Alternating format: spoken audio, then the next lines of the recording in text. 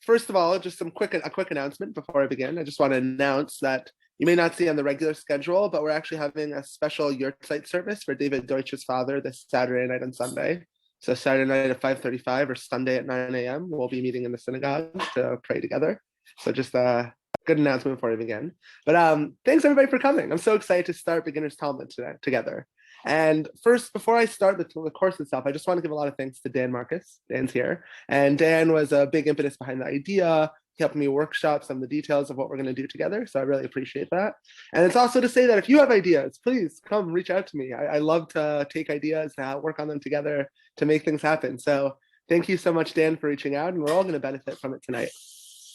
So the idea behind what we're going to do here together, and I'm going to a little bit stalling because we always show up late. I give everyone a few minutes, but we'll stall a little. The idea of what we're going to try and do here together is we're going to try and understand every week some theme or idea or concept or major question through the lens of a couple of selections, a couple of excerpts from the Talmud.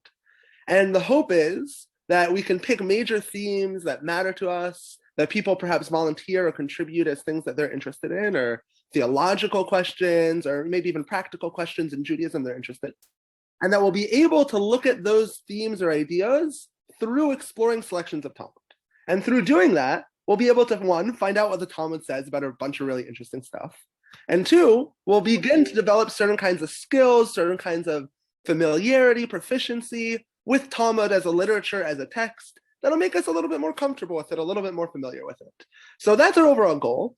And what I intend in general for this space to look like is as follows. In general, I think what we'll have is either I or our Maharat intern, Emily Goldberg, or a volunteer, one of you guys, hopefully eventually we'll get to that place.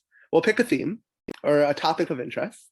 We'll then go together through one or two selections from the Talmud inside in Aramaic, but don't worry, everything is also provided with translation.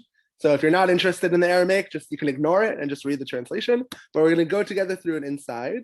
And then hopefully after we'll have a little bit of discussion time based off of what do we think about the broader theme or question we're posing based on these selections we saw together. And if we have time and if we're able to, we'll try and wrap that all up together in a nice package so that we feel like we have some sort of takeaway from our learning together. So that's the goal and that's the intent. And I hope we'll do that today too.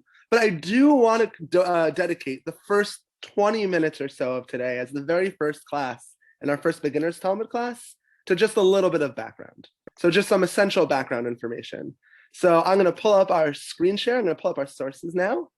And for those who just joined or who joined late, just a reminder, I've muted everyone, but if you have questions or comments, please feel free to speak up. Always here to field questions or comments.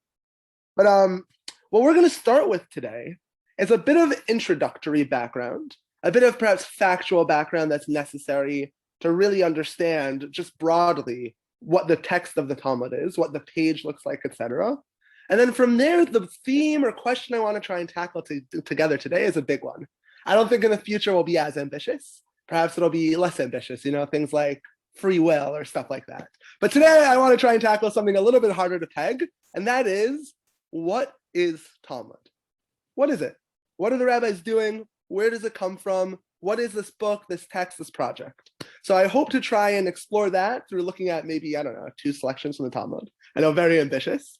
And hopefully through that, our goal for today is to, one, gain a very necessary background familiarity with what we're talking about through an introduction. And then 2, have a taste of what's to come and try and tackle a broader question of what is this Talmud that we're trying to study together. So given that background, we're going to leap into now our introduction. So again, as always, feel free to pipe up if you have any explanatory questions. Otherwise, if it's just a comment, we'll save some time at the end for discussion, and we'll begin. So in discussing Talmud, really what we're discussing is one of the core, or perhaps the core text of what's known as the oral tradition, or the oral Torah. Because in the Jewish canon, in the Jewish literature, texts or religious works are divided really into 2. There's the written text of the written Torah, which is very small. It's just the Bible, the 24 books of the Bible. And then there's the oral Torah, which is everything that comes after it. And while we could have a whole class on how does something qualify for the Bible or not, what is canonized or not, what we're going to focus on today is the Talmud, the core text of the oral Torah of the Torah Shabbat. Now, of course, nowadays it's harder to relate to this as an oral Torah. because it's written down. It's a book that's written and printed and standardized, etc. And that's also a product of history. Originally, it was somewhat oral. Some people think oral means it was never written down. That's probably not true. More likely what oral means was it was never standardized as a text. So like people would take their own notes. They would have their own written down version. They would memorize / write down the things they forget, etc. But it was never standardized as a text. That's certainly what it means, that it was never written down. However, when the Jewish people faced the destruction of the temple, the dispersion of the Jews, etc., a lack of centrality of Torah authority, of religious authority, there was a need to change the general way and to instead standardize and write down the oral Torah for preservation. That way, through dispersion, through exile, etc., we'd have the oral Torah. And that's the entirety of oral Torah. Now, the core text for this large body of oral Torah is Gemara. And that's what we're going to explore together tonight. But really, before you explore the Gemara, you really have to understand what are the texts, what are the important works that it's working off of. Because when everyone looks at the body of Jewish text or of Jewish study, it's really easy to, and people are very often divide it based off of periods, first of all. So first there's antiquity, which would be the biblical period. Then there's the rabbinic period. Then there's a medieval period, an early modern period, etc. So people are very tempted to divide things based off of periodization. But more than that, there's an urge, or it's tempting to say that later works are commentaries on or expansions on earlier works. So it's what I learned when I was a little kid in school is that God and the prophets wrote the Bible, wrote the Torah and Nevi'im and Ketuvim. And then the rabbis wrote a commentary on the Bible, and that's the Mishnah. And then later rabbis wrote a commentary on the Mishnah, and that's the Gemara. And I just want to point out that even before we begin, that we're not going to be making those assumptions. Because that type of linear assumption sort of assumes everybody, every actor, every link in that chain was getting at the same thing. And just over time, they spelled it out a little more, a little more, a little bit more. But I think part of what we're going to see, and part of how we're going to approach this overall idea of the Torah Shabbat Peh, of the oral Torah of the Gemara, is what we're going to be looking at is not, oh, how did the rabbis comment or understand or receive the tradition before them? But rather, we're going to be looking at how did the rabbis expand it? How did the rabbis use the materials they inherited, and using those materials, build something more? So, for example, God and the prophets, and et cetera, whatever theological understanding you have, gave man the Bible. The rabbis then are equipped with the Bible, the verses of the Bible, the stories, the characters, the laws, as material that is then used in the creation of the Mishnah. The rabbis then, who are now receive the Mishnah later on, use the Mishnah as the material, as the basis for their own teachings that becomes the Gemara. So it's a bit of a slight nuance. It's not something to get caught up in right now. But all that is to say, we're dealing with a chain of transmission that is broken up by period and broken up by authority. And that's really important in understanding how each stage develops, how each stage perceives its own authority. Part of the authority of the Talmud for some stems from the fact that it's really just an explanation of what the rabbis wrote in the Mishnah, which is really just an explanation of what God said in the Torah. So it's basically inherent in the Torah. And that's one perspective, and that really limits your ability to ask certain kinds of questions, to explore certain kinds of avenues in Talmud study. So the perspective we're going to adopt is not taking a stance on how authoritative the Talmud is. I live my life by a halakhic lifestyle, but rather is looking at the Talmud not as the tautological end of what was eventually going to be explained from the Bible, but something that the rabbis created using the Torah resources, using the materials available to them. So now, given that, it's not so surprising that one of the important rabbinic projects, one of the ways that they really start the project of Torah Shabbat Peh, and a huge focus on oral Torah, is establishing a link and a chain between the oral Torah and the written Torah. Because if the rabbis are now going off on their own and creating their own expansions and creations and innovations and additions to the Torah divine material God gave them, it's very important to legitimately, I'm not saying this cynically, God forbid, legitimately to establish the connection, to establish that consistency.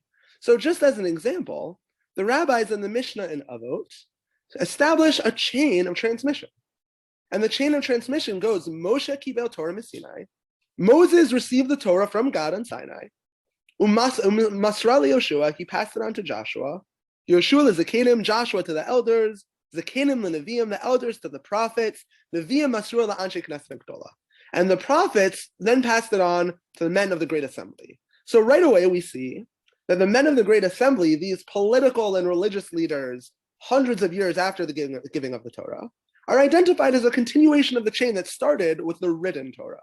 But more than that, what Avot goes on to spell out, though it's a little bit long, and what Rambam summarizes, Maimonides summarizes for us very neatly here, is that this chain is drawn out very specifically from Moses to specific rabbis of the Mishnah, of the Gemara.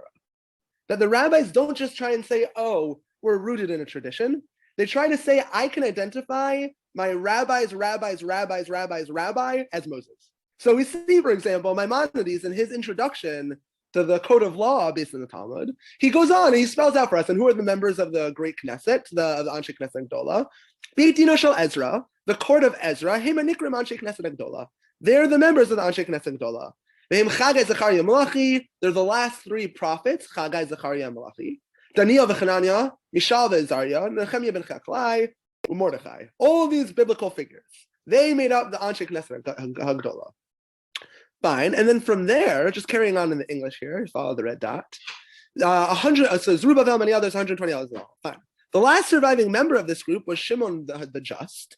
He was included among the 120 elders and received the oral law from all of them. So all of it builds up to the transmission of the Kibel Torah Shabbal Peh, the reception of the oral law. So what we see clearly is a system whose authority very openly is predicated on the idea that it has a consistent transmission, it has Masorah, it has a tradition, linking it back to Moshe, linking it back to God, to the initial introduction of law. But when we look at it, undeniably, we have a very foreign, very different picture of what the Torah, what the Bible looks like than if you open a book of the Bible. So what we're going to try and understand together is how exactly that came to be. But to understand that, it is actually a little bit important to understand this periodization. So I could give a whole series of lectures on focusing on the periodization. I don't want to do that. But more just to say, we were introduced, we saw together that there's this form of periodization starting with Moses, going down to the transmission of the oral law, and then the oral law starts a new period. And I think what's important for our sake, for our beginners Talmud, for being familiar with the Talmud, is the following idea. The rabbis introduce their own periodization, their own categorization of rabbis. So for example, if you look in this nice little chronology line, we have a chronology. This is just in years BCE to CE, but we have a chronology of all of the groups of rabbis listed in the Mishnah in Avot, in the list of Maimonides above. And what we see for our purposes are a few groupings of rabbis in the time period that we're going to focus on, the period surrounding the creation of the Talmud. So first, we have the zugot. We have the pairs. Zug means a pair. And the pairs were towards the end of the Jewish sovereignty or Jewish rule or Jewish political power. They were the Av Beitin, the head of the court, and the Rosh Yeshiva, the head teacher, the greatest learner. So fine, that is the end of the decline of the purely oral tradition. And at the end of the Zugot is the crisis that necessitates the writing down of the oral tradition, which ultimately leads to the Talmud. So that begins with a period known as the Tannaim. The Tannaim are the first period to write down the oral Torah. And what the Tannaim write down is known as the Mishnah. The Mishnah is very brief, much briefer than the Talmud. It's written primarily in Hebrew, not in Aramaic like the Talmud is. And it's almost like cliff notes on the day-to-day laws a Jew would need to know if they're going to practice Judaism. So if you look up Shabbat, it doesn't really tell you all the details, but it gives you some cliff notes on some of the important parts of Shabbat. And that's what the Mishnah is, and that's the Tannaim. The Amoraim come after the Tannaim, and the Amoraim write what's known as the main text, or a lot of the text of the Talmud. And what they do is they look at the material they received, the Mishnah, and they either expound or innovate or create new categories of law based off of it. So that is what's known as Gemara. The Amoraim are the authors of the Gemara of the Talmud. So we have the Tannaim who create the Mishnah, the Amoraim who create the Gemara, and then it gets complicated, and we're not going to focus too much on this, but this little green period here where it says Savarayim, that's where a lot of ink has been spilled. Those are the editors of the Talmud. So there's a lot of confusion and lack of clarity of who was an editor, how long was it edited for? And of course, there's other important questions that come along with that, because if it was still being edited, presumably that means people weren't looking to it as an authoritative text. So when was it finished being edited? When was it accepted as authoritative in the Jewish community? All that stuff takes place in this little green period, which we're not really going to discuss. Maybe sometime, maybe one lashir, maybe one class that'll be relevant. But overall, for our purposes, we're not going to focus too much on it. But what we do need to know is that the Gemara is going to include statements from both Tanaim and Amoraim, from both earlier rabbis and from later rabbis. And that's important because the rabbis create important rules around this periodization. And in fact, there's two really important rules that seem contradictory, but are not. And we'll explain them. The first important rule to know is halacha kabatrai. So it happens to be the Amoraim never actually say this. The Gaonim all the way down here say it for the first time. But it's a clear theme they pick up. And halacha kabatrai literally means the law is according to the latest authority. So when you have a debate about people, the way halacha is decided, the way the law works, is the latest person to pipe up and give an opinion is presumably the most accurate. They have their foot to the ground, their ear to the ground. They know what's going on. So the later opinion is accurate. That's how we follow. However, there's another important rule, the second important rule, and that is that a rabbi from one period can never disagree with a rabbi from an earlier period. So someone from the Amoraic period, an Amora, can never disagree with the Tana. So eventually, the confluence of those two rules leads to the following conclusion. The rules of halachic decision-making, of practical ritual decision-making the rabbis followed were as such. The latest rabbi within a period, within the earliest period, is who we follow. So that's a good thing to know, just in general, that is often going to be the assumption or the background assumption that the rabbis of the Gemara have, that they're going to introduce different, I'd say like 40 to 50 to 60% of like the confusion people have in Gemara. And like, why are they doing this? Can be explained by trying to understand that a later authority can never be the final word if an early authority exists. So you might say, oh, we just had this whole discussion to find out what Rav Zvid holds about something. So now why do I need 4 pages to find out what that Mishnah all the way back is talking about? But the reason why is because we don't care what Rav Zvid said. He's an Amora. If he disagrees with a Mishnah, then his opinion's thrown out. So we have to first justify his opinion, and then we can go into actually discussing what the Mishnah and the actual substance of the opinion is. So understanding the periodization, super important, I think, for just understanding the basis of what the Talmud is doing. So far, any questions on periodization? Not like philosophical questions, just basic stuff here. Do we get like the basic, the distinction between oral Torah, written Torah, the historical circumstance leading to the writing of the oral Torah, and how eventually that developed over a few stages, a few periods that the rabbis recognize as distinct periods of authority. Sounds good. All right. So that brings me to the next important point of background information, and that is just the page of Talmud itself. Because the page of Talmud is actually extremely confusing and overwhelming. This little graphic I downloaded is actually even more overwhelming. So I'm sorry if it doesn't help, if it stresses people out. If the big red letters stress you out, you don't have to worry. But what I want to focus on is perhaps an easier way to sort of parse apart if you're not familiar. If you are, don't worry. If you are familiar with Talmud and you've learned it before, I promise there's also going to be good stuff coming for you. But if you're not familiar, just to parse out a little bit what the page of a Talmud looks like.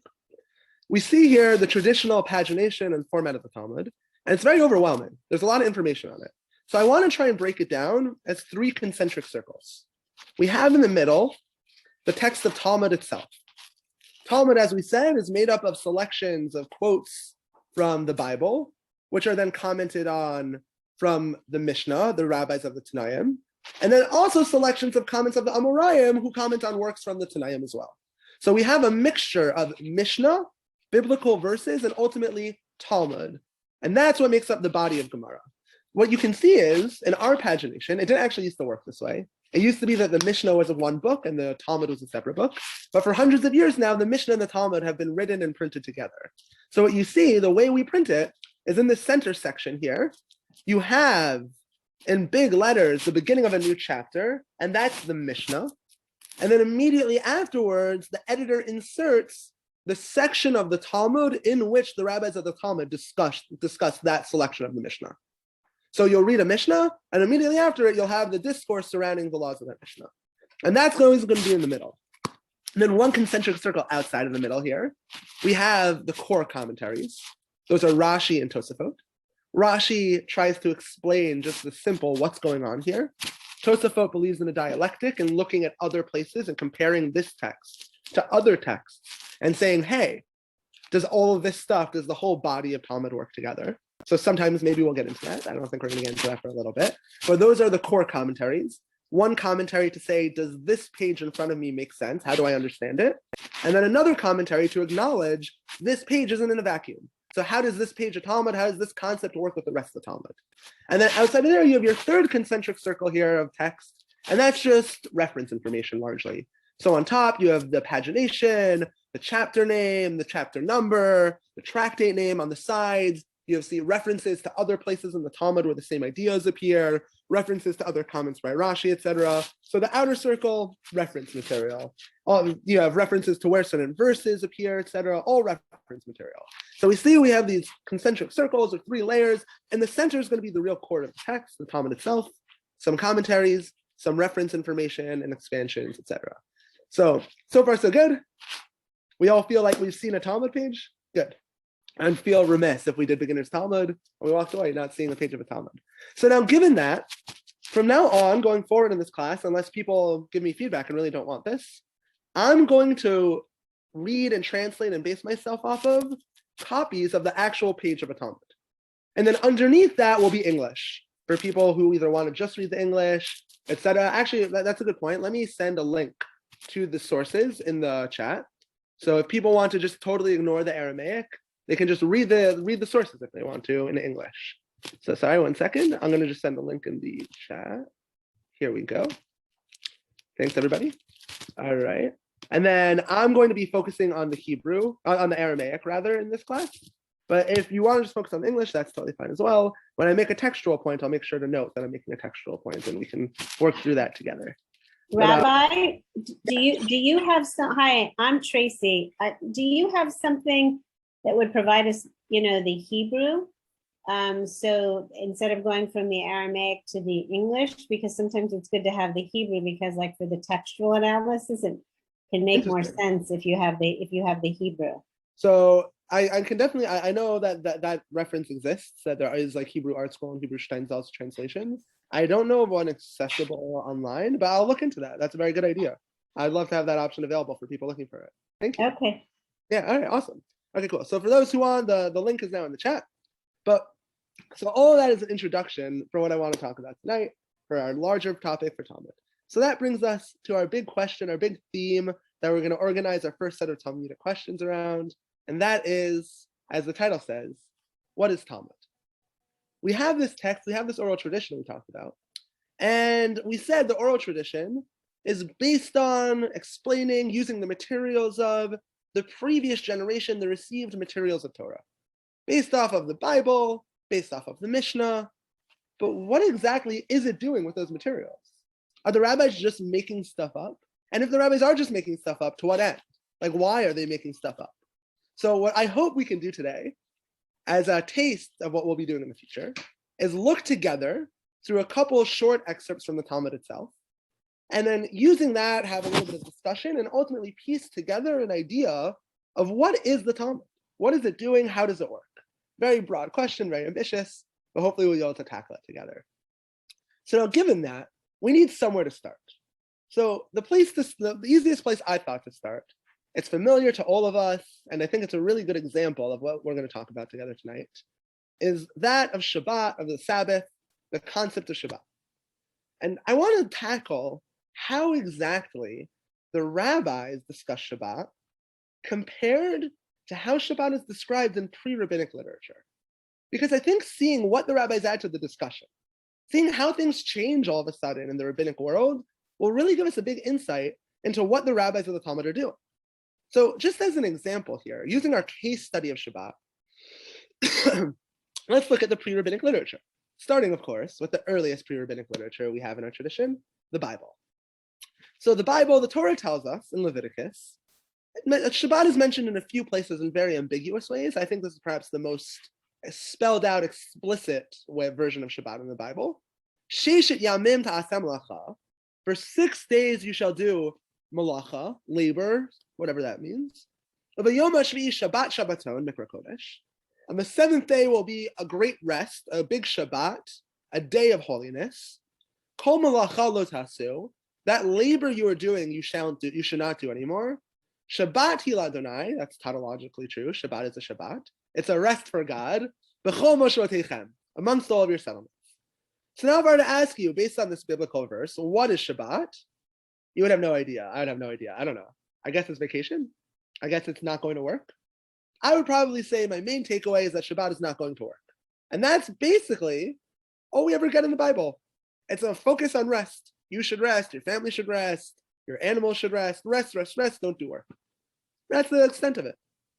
And then when we go beyond the Pentateuch, beyond the Mosaic works, when we get to the prophets, Isaiah gives us a little bit of an expansion about what he views Shabbat as. Because Isaiah tells us, Im tashiv mishabat raglecha, if you refrain from trampling on the Sabbath, asot chaftzecha b'yom kodshi, if you refrain from doing your business on my holy day, v'karata the Shabbat oneg, and you call the Shabbat a delight or a celebration, l'kdosh Hashem, for the holy of God, michubad, God who is honored, v'kibato me'asot derakecha, and if you honor it to do it your way, mimso chaftzecha, and you don't look at your own affairs, v'daber davar, and you don't speak about your own affairs.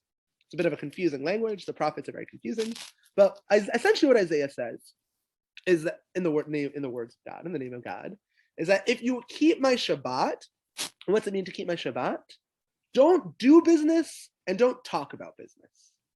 So we see so far, what's it mean to have a Shabbat? In the Bible, in Scripture, 1, don't go to work. 2, don't do business. 3, don't talk about business. All those things seem pretty related, pretty similar. And when we look at perhaps non-biblical, later texts, but still pre-rabbinic, for example, I have here Philo. Philo, some may know, was a historian. He was a Roman historian of there's a questionable nature to the histories of basically everyone who's ever written history, but particularly people who wrote history before the past 100 years or so. They had a very different conception of what history meant in antiquity. So you always have to ask a question, of course, like how much factual information is contained in a report by Philo or a report by Josephus, one of these ancient Jewish historians. But nonetheless, there's no reason to doubt that Philo, when he describes what the Sabbath is and what it looks like, is just describing the reality around him. He's a Jew living, around the turn of the millennium, around Jesus' time, before the rabbis are born, before the rabbis are ever created, before the oral Torah is formalized. And he tells us what exactly is Sabbath. So Philo says, for this reason, the all-great Moses thought fit that all who were enrolled in his sacred polity should follow the laws of nature and meet in a solemn assembly, passing the time in a cheerful joy and relaxation, abstaining from all work and from all arts which have a tendency to the production of anything, and from all business which is connected with the seeking of the means of living. And they should keep a complete truce, abstaining from all laborious and fatiguing thought and care, and devoting their leisure, not as some persons scoffingly assert, to sports or exhibition of actors and dancers, but giving up their time wholly to the study of philosophy, applying themselves to the kindred philosophy which they make up of these component parts, namely of intention and words and actions, all united into one species, in order to the acquisition and enjoyment of happiness. In other words, says Philo, what is Shabbat? Shabbat is relaxation, rest, and intellectual focus. What we would call learning Torah, what he would call for his Roman audience philosophy, learning, reflecting, intellectual work, relaxing. But what he doesn't give us is any guideline on how to do it. All of this seems honestly very personal. What I consider relaxing isn't what you consider relaxing. We all have our own standards of what's laborious and fatiguing. So we have this description of a reality that's observed. And that reality is that God wants us to not do work or do business. And Philo said, no, the Jewish people weren't doing work. They weren't doing business. That's great. And that's really easy when you live in Israel, in the Jewish people's land, or even when you live in Rome in the Jewish people's exile. What happens when you're the only Jewish person who lives in your random town in Kansas? Then what does it mean? What's the community do? What's the standard? So when we get to the rabbis, we have a very different image of what we're doing. We don't have a description of what the people are doing around us, but instead we have an effort to codify law. So that's right off the bat we have a change, a distinction in the very tone and nature of what we're going to be trying to do. We're not writing descriptions, we're writing prescriptions, codification. So now given that, I want to look at a couple of discussions, a couple of Gemaras together, discuss a little bit and come to some sort of idea as to what the rabbis do with these concepts. How do the rabbis treat Shabbat? So to begin, we'll look here at a Gemara, at a Talmud excerpt from Shabbat, from the tractate Shabbat. 73a tells us which folio. It's Ayin Gimel, the 73rd folio A on the first side. And we have here, as we're used to, our familiar Rashi and Tosfot, our two commentaries on the side. And in the middle here, we have our text of the Talmud. So Matni here is short for Masni San, which is Aramaic for Mishnah. That keys us into the fact that this is a quote from the Mishnah. So we're going to read a quote from the Mishnah to begin, and from there we'll go on to some Gemara, some later statements. But we're going to start with an early Tannaitic statement, a quote from the Mishnah. And the Mishnah says, and again, if you wanted to read it just in English, feel free underneath, Avot malachot arba'im chaser achat. There are 40 minus 1, aka 39 primary categories of labor. Hazoreya, one who plants, hachoresh, one who plows, hakotzer, one who cuts, hama'amer, one who reaps, hadash, one who sows, hazoreh, one who does zoreh, all these different things, one who gathers, hagozes, and we list all these categories. And that's this Mishnah. The Mishnah just goes and it lists all the categories of Shabbat, of the categories of labor in Shabbat. So now I want to open it to the floor for discussion.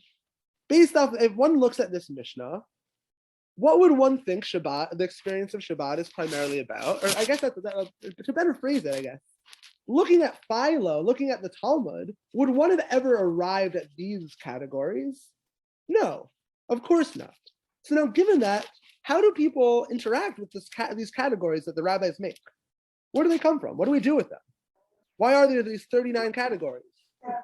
Rabbi, in the earlier part of this text, was the context provided that said that all the other stuff, which is generally you're supposed to relax and chill and be joyful and not talk about business, but let's actually give you some more clarity about exactly what we don't want you to do. And here's 39 for you so that there's no ambiguity. Was that laid out in this text, or was it assumed that you just jumped there? Beautiful. It was 100% assumed, in no way laid out. And that's a good question to spell that out. That's important to know, to spell out. But it's a good point because it reminds me of a very important Talmudic point to note here. And that is that nothing is ever spelled out, and nothing is ever where you think it should be.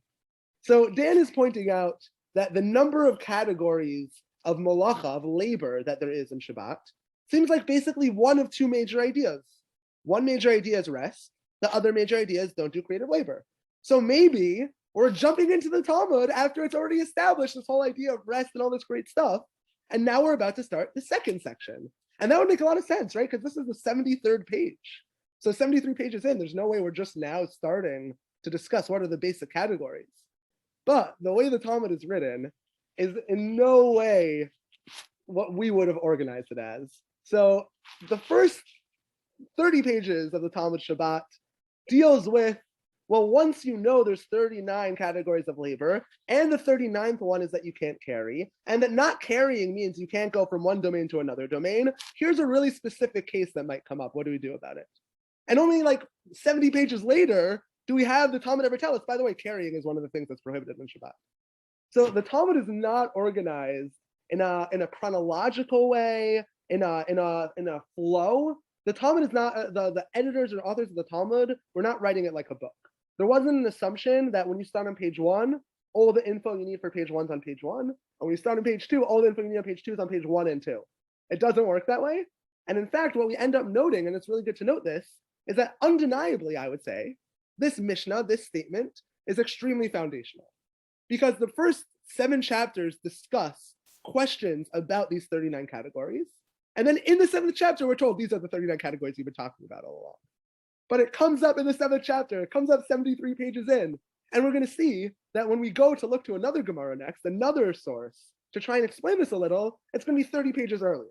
So it's really good to point out the rabbis assume you know everything. Everything is known before you even begin to approach the text. Now, one element of that is that it makes the text intentionally and unintentionally completely unapproachable. unless you have someone who personally has mastery of it, or a really well-written book by someone who's had experience and mastery of it. If someone just picks it up with no context, it'll take forever and so much endless frustration to even understand what's going on. So that's definitely part of it. It might be intentional. But another part of it is also the fact that this was an oral tradition. So part of how the Talmud is organized was based off of the original oral memorization-based organization. So some parts of the Talmud, maybe they're not the most efficient way to communicate information, but they're really efficient at organizing concepts to remember them later, to memorize them later, etc. So we always have this negotiation between trying to square a circle and turn a memorized oral text into a written text. So all that is to say that this comes with no context, out of nowhere, literally nothing explaining it, and would have made a lot more sense 73 pages earlier. So does that answer your question? Yeah. If you have the Mishnah, you have a full knowledge of the Mishnah going in, then is it easier? Because it's definitely easier. Yeah. Yeah, it's definitely easier, but you still will not be, a full knowledge of the Mishnah will not, it's not just that it won't tell you everything the Talmud will say, it will not even dictate all the topics that are raised in the Talmud, if that makes sense. But will it help you? Will it help you to understand what's being said? 100%, 100%. 73 pages before you get to this? Exactly, 100%. An intimate understanding of the Mishnah definitely helps in the background of understanding where the Talmud gets things from, even if it doesn't give you the full context. So that's for sure true. That the better you understand the Mishnah, the better you would understand the Talmud. And I'd also go one step further, the better you understand the Bible, the better you understand the Talmud. Because then you also really understand the very basic source material and the context and the way the Bible uses it to understand how the rabbis use it. So all of that, I think, is good to keep in mind. That for the beginners class, we're just jumping in on the level of Talmud. But the more you understand the Mishnah, the verses, and the Bible, all that, the better you'll understand all of it. Okay, so what we're left with now is that we have this excerpt, we have this Mishnah, and this Mishnah tells us there's 39 avot malachot, primary categories of malacha. So now, given that, what is one major takeaway we had is where do they get these 39 categories from? Where do they make them up from? But another thing this Mishnah teaches us is this idea of avot malachot. What's an av malacha? What's a primary category of labor? All the Bible said is don't do labor. And now all of a sudden the Mishnah is telling us there's an av malacha. There's a primary category of labor. And of course that implies there's a secondary category of labor if there's a primary category of labor. And I want to point this out because this is something the rabbis do a ton. They'll just sneak in a word, and that word implies 20 more pages of Talmud. Because you didn't realize that when they changed it from what is malacha to what is av malacha, what is the primary forms of labor, they just created a whole new form of labor. And that's non-primary labor. And now we have to define what is that. And then we have to go through all 39 forms of primary labor and figure out what are the non-primary forms of labor. So now, given that introduction, we can now look at the next Gemara, our next excerpt, Shabbat 67b through 68a. And there again, we see in this Gemara, we have in the center section here, the core of the Gemara, and we begin again with a Mishnah. And the Mishnah says as follows, Klal Gadol Amru b'Shabbat, a big rule was taught about Shabbat. A big rule was taught about the observance of Shabbat. Kol hashocheach ikar Shabbat. If somebody forgets that it's Shabbat, they think it's Tuesday. But asa malachot harbe, and they do a whole bunch of violations of Shabbat. They plant and they sow and they winnow and they do all those things. B'Shabbatot harbe. On multiple Shabbatot, and each time they thought it was Tuesday, they got their calendar wrong. They only have to bring one sin offering because they only did one thing wrong. All they did was they got their calendar wrong. So true, there's a million instances of them getting their calendar wrong. But what they did was one mistake, so they bring one sin offering. Hayodeya shehu Shabbat, if somebody knows that it's the Sabbath, but asa malachot harbe b'Shabbatot harbe, and knowing it's the Sabbath, they do multiple different categories of labor. Chayav al kol av malacha umalacha. They are obligated for a separate sacrifice, a separate punishment for each category of labor they violate. So now already, right off the bat, what do we see? A practical ramification of these categories of labor. If we just said the Sabbath was about resting and relaxing, then well, I don't have an answer for what do we do about this guy who hasn't kept Sabbath for 8 months because he thinks that Sabbath is kept on a Tuesday, not a Saturday. Or what do we do about this guy who decides he's going to plant and sow and winnow? Side note, I happen to think that like only Jews and like Amish people know the word winnow. Because like other than learning about Shabbat or farming, like when does it ever come up? Like when does a normal student learn the word winnow? But whatever, that's a side note. But what we have here is we have greater explanatory power being added by virtue of the introduction of a category. We can now distinguish, add nuance to different cases. Because now it's not just, oh, well, keep your Sabbath. Now we have a category. The Sabbath has primary categories that are, when they're violated, are separate instances, separate violations of what the Sabbath is about. So now we're gonna skip. Just to finish our Mishnah here. So we say ha'osa malachot harbe me'ein malacha achat eino chayav alachatat achat. If somebody does multiple violations as part of one action, then we only hold them accountable for one sin offering. We won't go into that. That's its own thing. Okay, fine. So, just as a note, this Gemara, this excerpt, when I learned Shabbat like 8 or 9 years ago, this was the first thing I learned. So back when I learned it, we started on page 68. So it's always out of order. But so now we see this big Gimel Mem here, and that indicates to us that the Mishnah has ended and the Gemara is about to start. So we now end the Tanayim and we're moving to the later Amoraic commentary on it. So now it says, my taima tana klal gadol. And what we have is basically source criticism, text criticism. The Amoraim, the later rabbis, look at the text of the early Mishnah and they say, why does it use those words? And specifically here, their question is, why does it use this weird introduction, a major rule in Sabbath? Why doesn't it just teach us the rule? What does it add by saying, klal gadol amru b'Shabbat? There's a big rule in Sabbath. So some people like to take this a little bit far and assume, oh, like the Mishnah, the rabbis, they never ever waste words. And the assumption of the Talmud is they never waste words and every word is important. I wouldn't go that far, but I would say that what the rabbis do is they do a close read. And it is a little bit awkward. It was awkward to me when I first read it. Why is there the need for this big dramatic introduction? So it must be, the rabbis conclude, every unnecessary thing, every unusual observation in the verses, in the Torah, in the Mishnah, in any of the received material, it must be unusual for the sake of expounding. So why is it that it opens with this weird opening of Klal Gadol? So my time atana Klal Gadol, ilema, if you want to say Mashum dekavi lemitzni od klal, it's because it wants to teach us another rule, od klal achar, because it wants to teach us another rule. Tana klal gadol. First, it teaches the big rule, and then later it'll teach the small rule.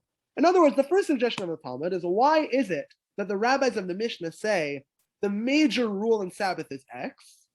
It's to imply, to infer, so we can infer that there's more than one rule to be learned here. The big rule is this, but there's other small rules you got to know as well. So I happen to think this is a little counterintuitive, if you think about it.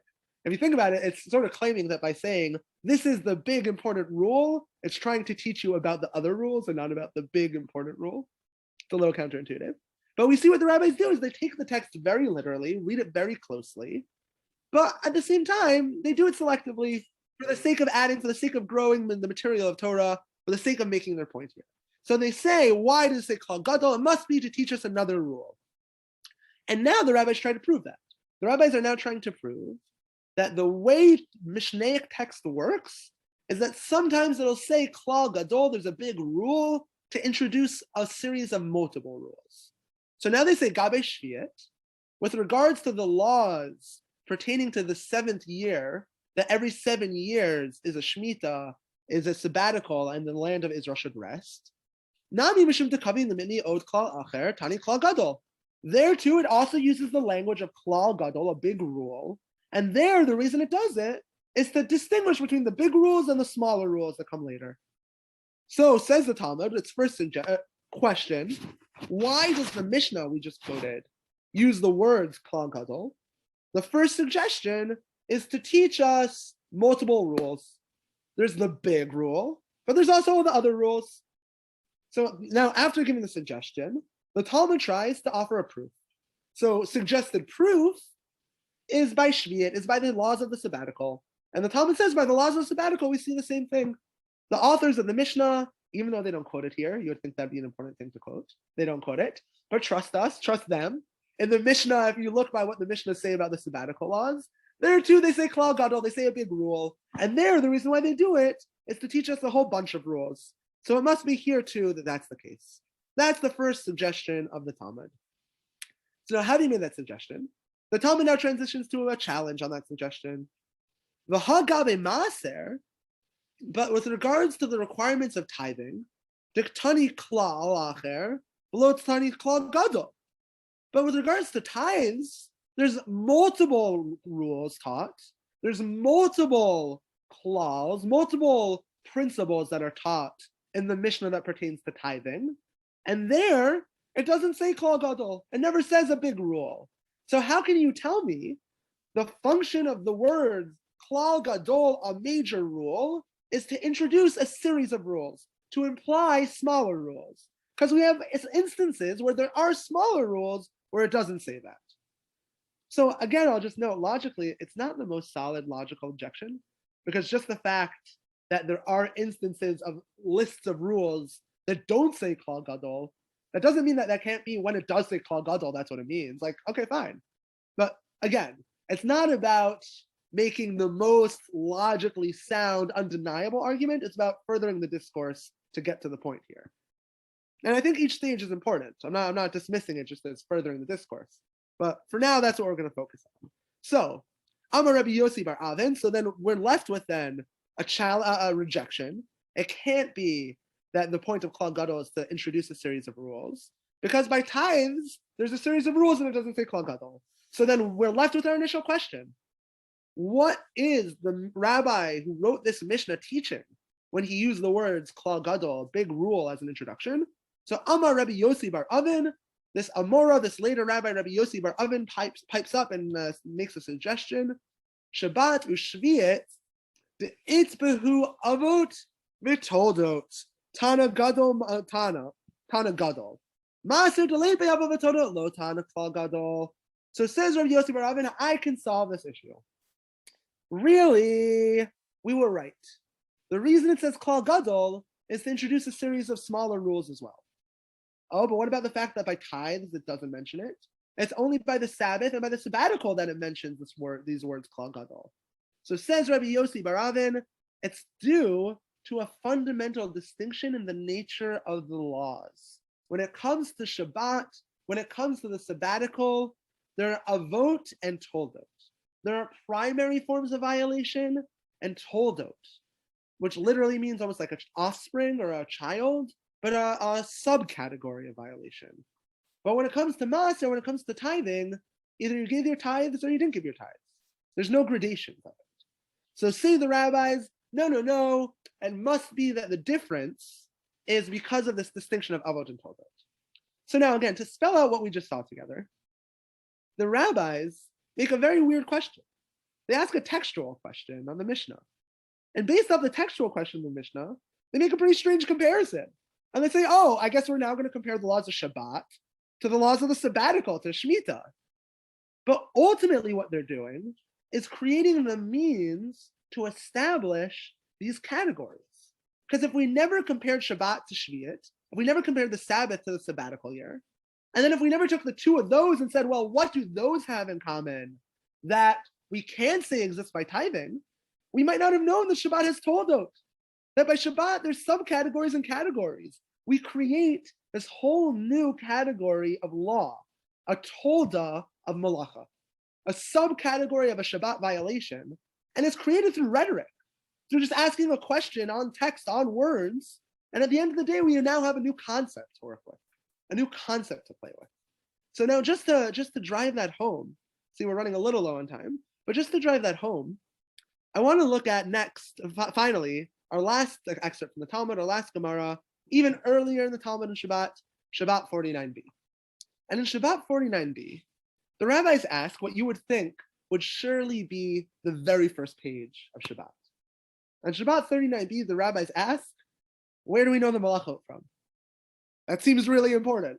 Fine, we can list them, we can discuss them, we can say what category does each one labor would fall under.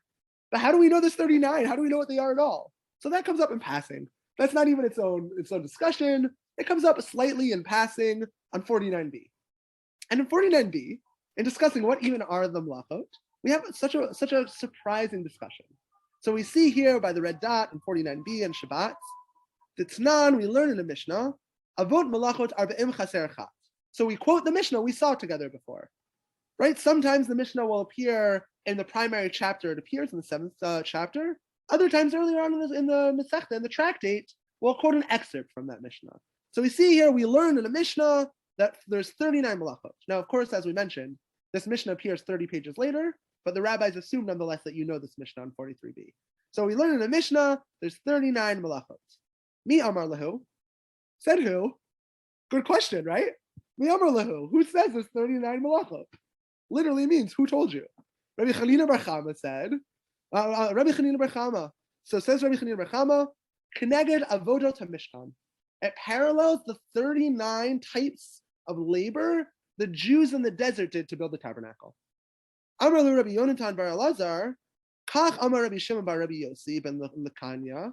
So Rabbi, it's a whole chain of quotation, but essentially, the Rabbi Yonatan, the son of Rabbi Eliezer, says in the name of Rabbi Shimon, the son of Rabbi Yossi, the son of Lekanya. So a large chain of quotation. But the other position of the Amarayim is Keneged malacha, malachto, umelechet Shabbat Torah. No. The reason there's 39 malacha, the 39 categories of labor, has nothing to do with the labor the Jews did in the desert, but rather it's because the word malacha, the word labor, appears 39 times in the Torah. So therefore, you should go and count 39 times in the Torah. So there's 39. Rav Yosef asked, okay, what about this random verse in Genesis that has nothing to do with the Sabbath? It uses the word malacha, it uses the word labor. Is that one of the 39? Does that count? Is that from the count? Is that amongst the 39? Oh, no, or not? Amrle Abaye responds to him, V'leiti Sefer Torah v'limni. All right, go bring me a Sefer Torah, and I'll count how many times the word malacha appears. And if there's more than 39, oh no, I can't count these. Milo Amar Rabbi Bar Chana Amar Rabbi Yochanan, and Rabbi Bar Chana said in the name of Rabbi Yochanan, Lo zazu mishama sheviu Sefer Torah. They didn't leave that room until they brought him a Sefer Torah, umanom, and he counted them. So we have two totally different ideas for where these 39 categories come from. And what's really clear is we have no good answer. One person says, oh, those are the 39 categories of labor that the Jews did in the desert. That's a really interesting idea. And that would give us a whole different perspective on what the point of the prohibition is. But where does he get it from?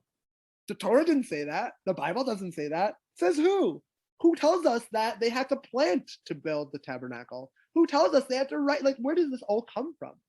And now on the other side of things, we can say, oh, no, it has nothing to do with the tabernacle. It's just because the word malacha appears 39 times in the Torah. Okay, but then how do I know that those 39 categories correspond to planting, sowing, reaping? Says who? Where does that come from? Neither answer actually answers the question. So what are they doing by even saying there's these 39 categories? What is going on in the rabbinic project? So I think to summarize what we've seen, and before we wrap it up together, is we've seen a number of excerpts from the tractate in Shabbat discussing the laws of Shabbat. And what we've seen is in pre-rabbinic literature, the Sabbath is really simple. It's resting. You have to rest. But when we get to rabbinic literature, we see it's not so simple. We see one, there's a whole bunch of categories. Two, the way we arrive at those categories is very unclear. And three, the purpose behind those categories, the purpose behind the need to not do labor. Does it have to do with the tabernacle? Does it have to do with something else? It's all unclear. The entire existence of the Sabbath, why we do what we do, how we got to that, the epistemology of why we believe what we believe about the Sabbath and its laws, totally ambiguous, totally unaddressed. Not the concern of the rabbis. So what is the concern of the rabbis? Practice and categories. Categorizing practice. And on the one hand, this seems like a very simple point and not very interesting. Because what you can basically say is a historical explanation. The rabbis lived during the end of Jewish sovereignty, the end of practical Jewish law, Jewish rule. So they needed to create a ritual law, a ritual system that could be carried out of the land of Israel. And they did that through the creation of a practical law book. And that law book then would carry with them so that anybody could go and practice that law. Now, the thing is, though, if that was what the rabbis did, they did a terrible job of it. Because the Talmud is so disorganized, as we saw together. It goes all over the place, and it doesn't spell out things clearly, and it almost never really tells you what to do. So I don't think it's as simple as just saying, well, the rabbis needed to preserve Jewish tradition, so they went and they made a practical law book. But instead, what I think is going on here is something similar but much bigger. And I think what the rabbis are doing is the rabbis realize the need to preserve Jewish tradition. And instead of saying the best way to do that is to write down a series of commands of what you should do, the rabbis do the opposite. They say the best way to do that is to write down a confusing series of discussions that don't tell you what to do. And we're not going to organize it either. But I think the reason why is because what the rabbis were really concerned with were what are the concepts, what are the categories, what are the abstract ideas that if we lost everything else, if we didn't know what so-and-so's Talmud looked like and what so-and-so's Shabbat minyan looked like, but we had these concepts, we could get to the point. We would preserve the value that's being communicated. So in order to do that, there's two major steps to the rabbinic project. Step one, what are the concepts? The rabbis, I want to contend, look at everything in Torah, everything in Judaism as conceptual, as having a piece and a broader picture, as having implications beyond just the literal question of what do I practice right now in this moment. And then beyond it being just conceptual, it's organized around those concepts. So there's an obsession with categories, with exceptions to categories, with rules, and that is an organization of concepts. Now you might be thinking, okay, that explains some parts of the Talmud.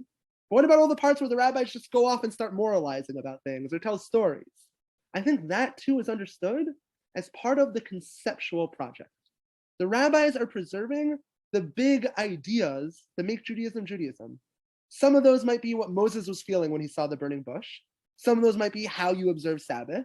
But those are all part of the big ideas that make Judaism Judaism. That is what Talmud is. It's a preservation effort to try and preserve these big concepts.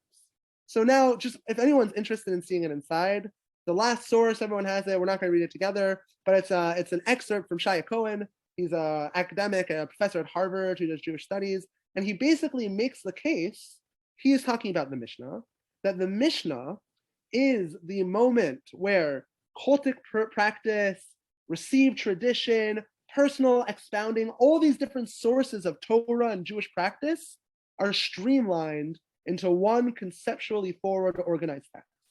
That's when the rabbis look around them, take the world they received, part of it's intellectual, part of it's common, what the laity does, and they take all of it and they synthesize it into the Mishnah. So if you want to read a little bit more, I think his book's amazing. It's also online for free. So feel free to read that essay, to read that excerpt. But what that brings us to is the following conclusion, the following takeaway.